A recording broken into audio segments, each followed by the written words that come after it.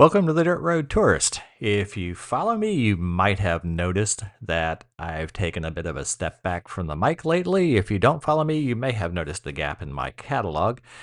I kind of took a step back because I was wanting to think about what the podcast means to me. I'm not doing this for manufacturers to sling gear at me. I don't do it for ad revenue. I don't do it for a huge following because God knows I don't have one. But I do this for fun. So I kind of was thinking about where I wanted the podcast to go and what I want to do with it. And it had kind of gotten to be a chore every week trying to think of something to say rather than picking up the mic when I have something to say. So I'm kind of wanting to get back into the swing of things, and I want to pick up the mic when I actually have content to put out, when I have something to say, rather than just trying to think of something to put out because I need to put out a podcast that week. Anyway, I've got a couple of things I want to get into today. I want to talk a little bit about gear creep on the rig, and I want to talk about, well, where'd all the podcasts go? Because I don't seem to be the only one that's taken a hiatus of late, and wanted to get into that. I'll talk about those things and more after the intro, so stick around. Hello and welcome. My wife Susan and I, we're on a mission to explore the byways of this country to find the food, the people, and even the odd stuff. We're exploring where the roads lead after you leave the interstates behind, and beyond where the roads end. Whether you're thinking about getting started overlanding or rocking a fully built rig, I'll be talking about the places we go and giving tips to make your journeys go smoother. And it all starts now on this episode of the Dirt Road Tourist. Welcome everybody, and thanks for joining. So I follow a lot of pods, a lot of overland specific pods on. I have a job where it's conducive for me to just kind of throw in my AirPods during the day and listen to podcasts. So I consume quite a few. And one of the things that I've noticed of late is, well, that a bunch of them aren't around. I know that Benji over at Newfound Overland, he has his reasons for stepping back, and he announced that, and we all know why he did. And looking forward to you coming back there, Benji. I hope you have a great turnout through this season, this fall season, and that you can get back on the air. Because looking forward to having your content.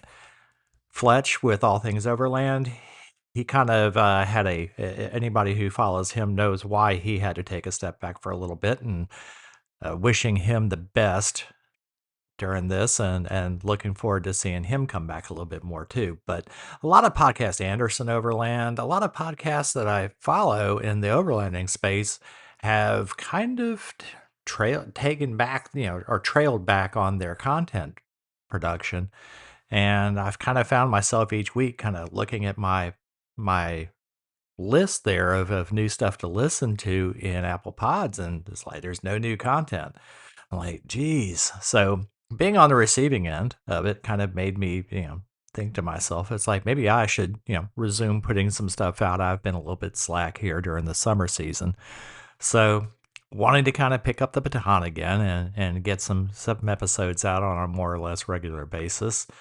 I say more or less. I'm going to try to keep it more to the more side, but if I just kind of go through a drought of having topics to talk about, I'm going to try to put out meaningful content is going to be my goal. So I'm going to try to get something out every couple of weeks, maybe once a month, but it's going to be whenever I have something, quality that I think that would be of use to you, the listening audience, to talk about.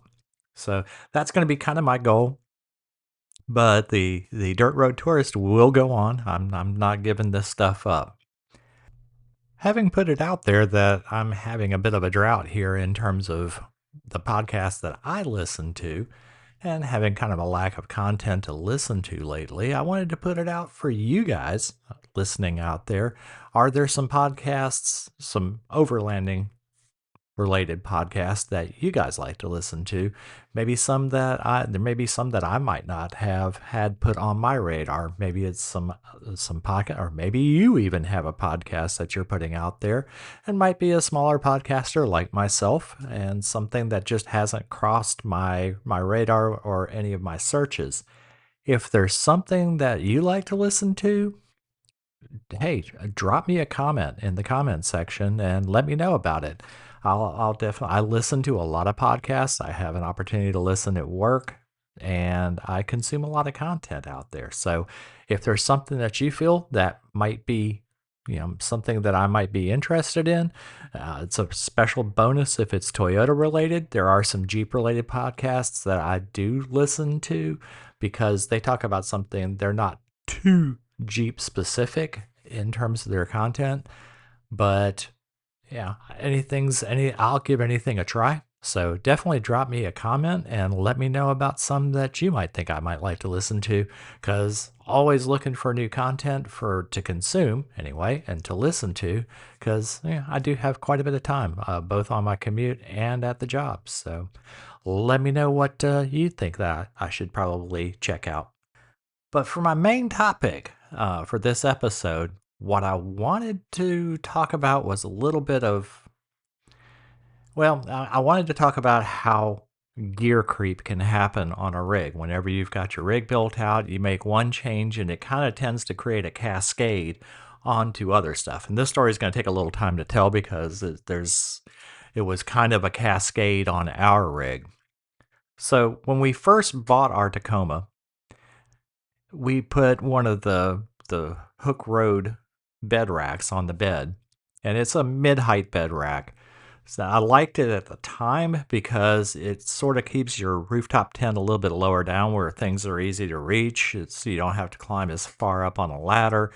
It sort of tucked the rooftop tent in behind the cab there, kept things more or less at roof level.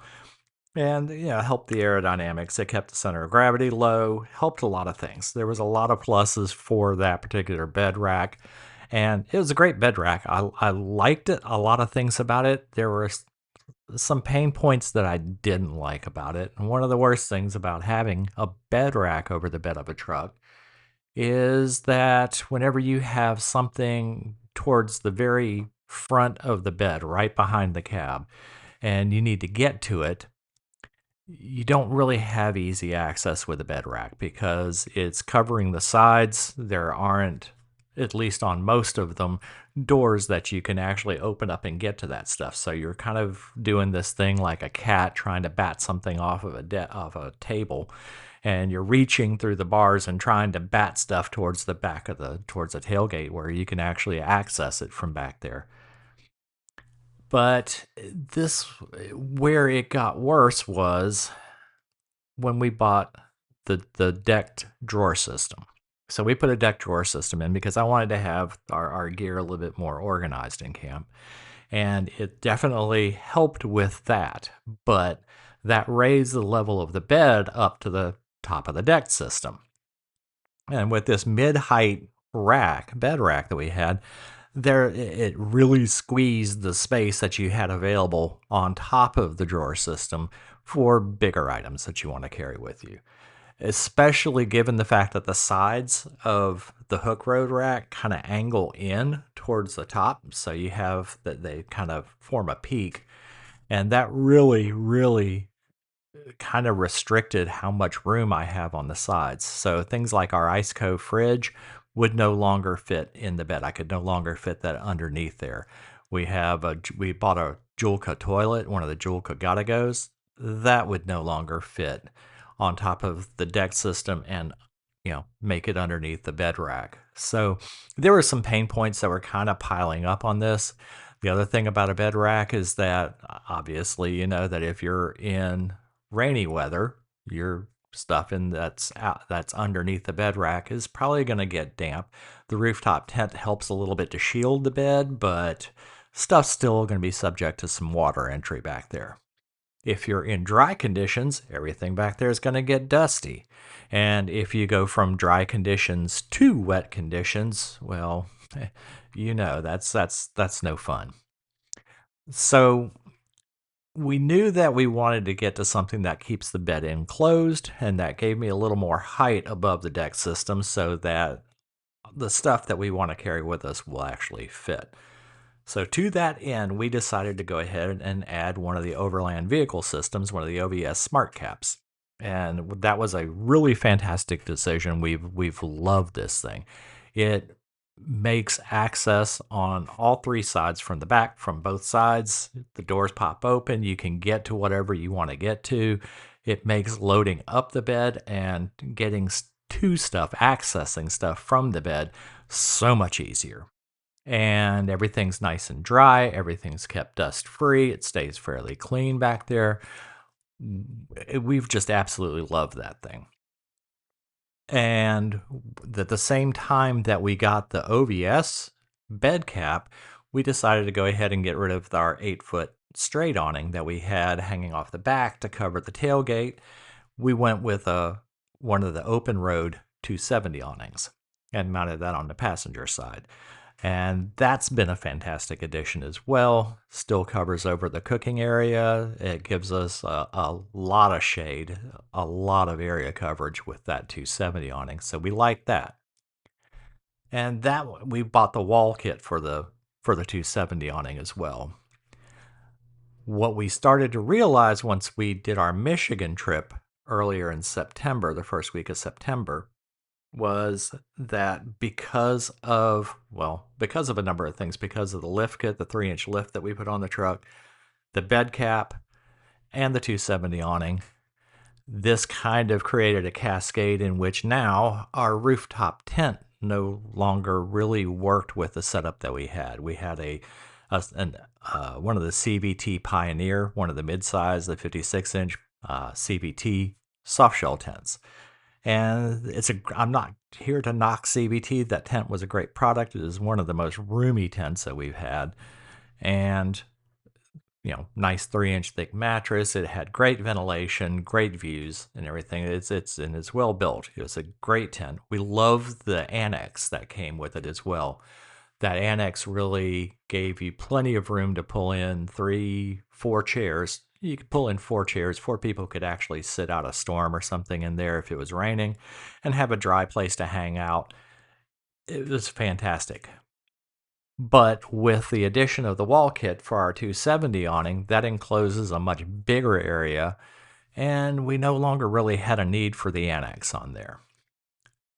The worst part about it was that with the OVS bed cap, the roof bars are now 7 feet off the ground. So that tent was perched way the heck on up there, and trying to open it up and close it down, you have to clamber. I mean, I'm not exactly a spring chicken. I'm not going to spit out numbers. I'm still able to climb up on top of my tires and my tailgate and everything. It's not something, but I'm at a point to where it's not something I like to do repeatedly. I prefer for my tent and my camp break up and set down to be less of an athletic thing. Let's put it that way. So climbing up on the tires to try to fold the tent over and put the ladder in. And then you get up onto the tailgate to start tucking in fabric, hop down, climb up on the other tire, tuck fabric in on that side, hop down, climb up onto the floor there, open the rear door and try to tuck the fabric in the front. That had started to become a bit of an issue, trying to get all these things in. And the zipper, the zipper on the road cover, that was challenging because we had the 270 awning slammed up to one side of it, so you kind of had to work it around the brackets. And getting to the front of it with it that high up, that was practically impossible to reach the front of that tent. So for a number of reasons, because of the other gear that we had added, our rooftop tent now no longer really made sense on the rig that we had. But it's an example of how it kind of starts with one thing. We had a system that kind of was in place and was functional. Everything made sense while we had that bed rack on, that mid-height bed rack, and then had the CVT tent worked on there. But then we add the drawer system, and now all of a sudden the bed rack no longer makes sense. So we change out the bed rack for the smart cap, Well, now the tent no longer makes sense on that, mounted on that. So it's something to be aware of as you do upgrades, to kind of sit and think about how all the equipment that you already have and may have invested a lot of money into, how is that going to fit into the overall design of the rig when I decide to go ahead and make a change on it? And that was kind of one of the things that bit us, is that we had to think about something to do as far as a tent. And after we sold the CBT soft shell, we're looking at each other and we realized that this pretty much means we're looking at a wedge. So we ended up pulling the trigger on one of the Nature Nest, the Polaris Plus tents. It has the little side awnings, such as they are, as well as the big back one. But we liked the built-in power outlets. It has the vent so that you can hook up your diesel heater and vent it into the tent without having to go through a window. Just a number of things about it that kind of steered us in the direction of that specific tent. I also wanted the roof bars, a tent that came with roof bars on the tent itself, so that I could mount things like traction boards. We have a solar setup with a house battery system, things like that. So I wanted to have a place to stash some of this stuff, and I wanted a tent that I didn't have to go out and buy that separately. It just comes with it. So we've got ourselves a brand new Nature Nest tent, a wedge tent on here. And man, I am stoked. Absolutely stoked. I've seen some reviews where some people say that the mattress is a little thin and it's not comfortable. Must not have spent much time in a whole lot of different tents, because we have had, well, let's see, since we started this, this is our fourth tent. And I was talking with Benji about this whole creep of the whole equipment creep that you get whenever you change something out, and it kind of creates a cascade. I was talking with him about that. And he was like, "Man, that's crazy. You're gonna go on your fourth tent? That's nuts." And I'm like, "Yeah, it's just kind of been sort of an evolution of our rig. We started out with a Tacoma, went to a Jeep, and then went back to a Tacoma. And as the equipment is involved, so have the tents had to. But in terms of the tents, we've had a Smitty-built Gen 1. We had an Overland Vehicle Systems, the Bushveld 2. We had the CVT Pioneer, and now we have the Nature Nest. So this is our fourth one. And I'll tell you what, the mattress on this one is more comfortable than any tent that we've had, and it's not even a close contest. So really, really stoked to get out in this one. I'm looking forward to the way it's going to sleep. Just looking forward to putting this tent through its motions, and we're kind of keeping our eye on the weather for the next weekend and where the weather is going to be good more specifically, so we can kind of pull together a plan on where we want to go, where we want to head with this thing. But definitely eager to go ahead and put that tent through its paces. In addition to our kit lineup we've swapped out some chairs. We were running with the GSC, or I think it was GSC outdoors, the kickback rockers. Yeah, and really great, really comfortable chairs, but they're the way they fold down, they're kind of bulky. They took up a lot of space in the bed, an inordinate amount of space in my book. So we were looking for something that would still have a high back so that you have full support up, all the way up your back, but that would be more compact when you break them down and when you store it in a rig. So we ended up looking at a lot of different chairs and decided to go with this brand called Moon Lence. It's Moon is in the moon and LENCE. Something I'm sure that got lost in translation somewhere between the far orient there and here, but really cool chairs. We got those in and have tested them out here around the house. So they have a really nice high back, have a headrest, little pad built into them. They have, little pouches for storing your cell phone, or we can fit a water bottle into the little pouches on the armrests there. It's got some cool features to it. So they have the extendable legs, and you can actually collapse in the back legs, set the back legs one notch shorter than the front. You can even recline these things. So really good chair, very comfortable to sit in, and they pack down to a little 17-inch long bag that just, about 6 inches in diameter, about 17 inches long. Throw them up in the bed, take up virtually no space, especially compared to the kickback rockers that we were using before. So stoked to get out and give those a try in the field as well.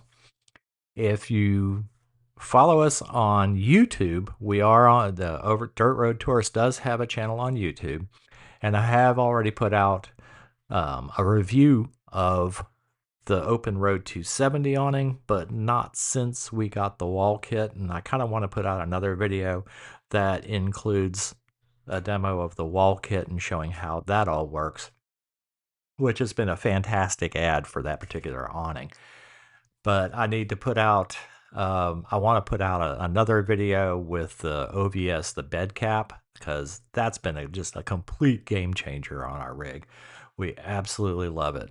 Another thing that I forgot to mention before about the bed cap is that we're not always out in the boonies on these trips. Sometimes you're on the highway heading to a place that you're going to explore on an overlanding trip. So that means, interstate highways and hotel stays while you're on en route.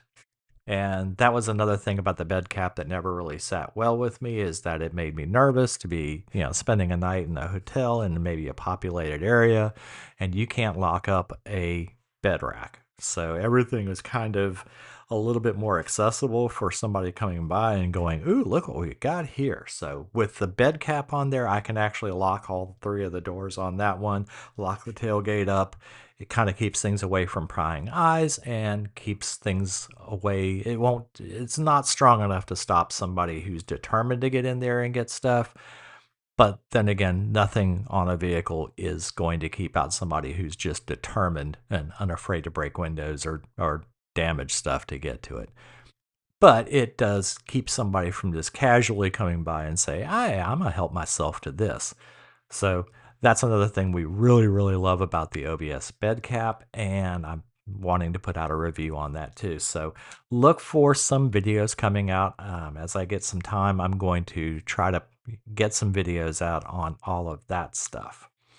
So anyway, that's all I had for this week. Just kind of wanted to get back into the saddle, get an episode out there, and kind of give people an idea of what to expect from the podcast going forward. And just I'll get up here and I'll put something out when I have something of value or something quality to talk about. I promise you that we're not going away, so definitely keep it on your download list, because there will be content going forward. I'm not gonna leave you hanging. Anyway, that's all I got for this week. Have a great week as always, and go see something amazing.